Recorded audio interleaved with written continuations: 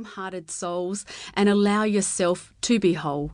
Free yourself from the tiring committee in your head and remind yourself to celebrate your body for all the beautiful things it can do.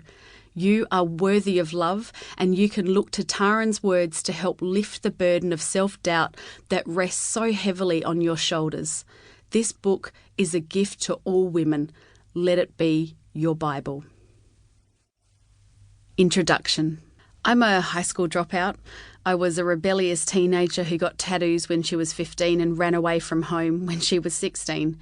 English was my worst subject, and under no authority do I have what it takes to be an author.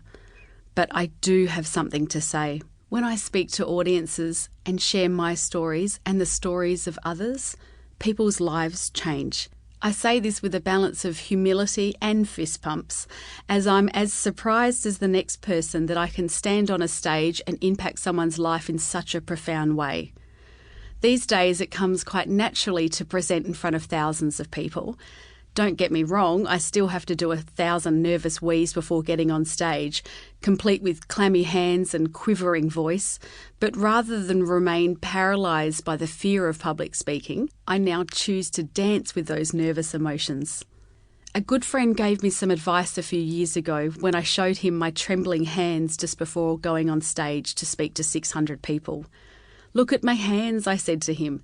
He replied, "Taryn, when you speak, it's not about you, it's about them," pointing to the audience. He made me realise that when you have something to say, something important to say like I do, you need to do everything within your power to go ahead and say it.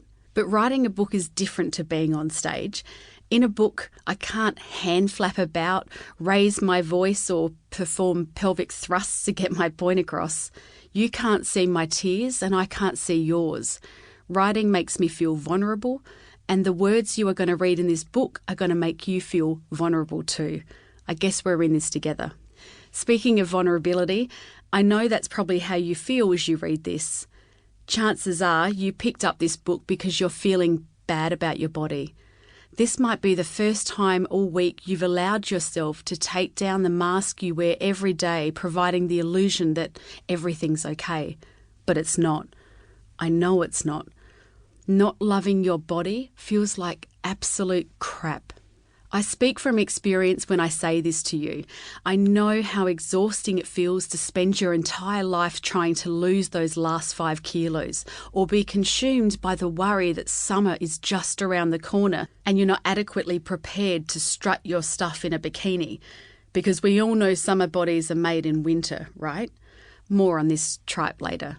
After months of torturing my body, think weighing food, weighing myself, and trying to pretend that eating food out of a plastic container was somehow fun, I realised standing there on stage in my perfect bikini body that for me, having the ideal body took too much time, sacrifice, and energy. For me, continuing to have my stage body would require a lifetime of obsession and probably arguments with my husband, Matt. I was very moody when I was on the bikini body obsession road. After 3 pregnancies in 3.5 years, I felt like my body was broken. You could pick up my breasts like they were dirty tissues, as they were so tired after feeding 4,500 meals to my children, a fact that I show off and tell as many people as I can these days. My stomach was a jelly belly mess covered in stretch marks.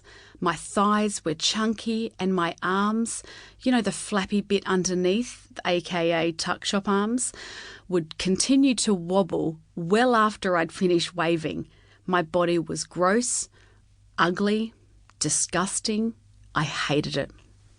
When I learned to love my body after hating it for most of my life, it felt like winning the golden ticket. It felt like I'd been given entry into the greatest place on earth, a place where life is magical and full of possibility, a place where you can just be, rather than be filled with fear that you and your body are not enough. That place or state of being is what I like to call embrace. When I posted my non-traditional before and after photos on social media, never in my wildest dreams did I imagine they would have the impact they did and encourage a community of like-minded women around the world to embrace. I imagined a comment...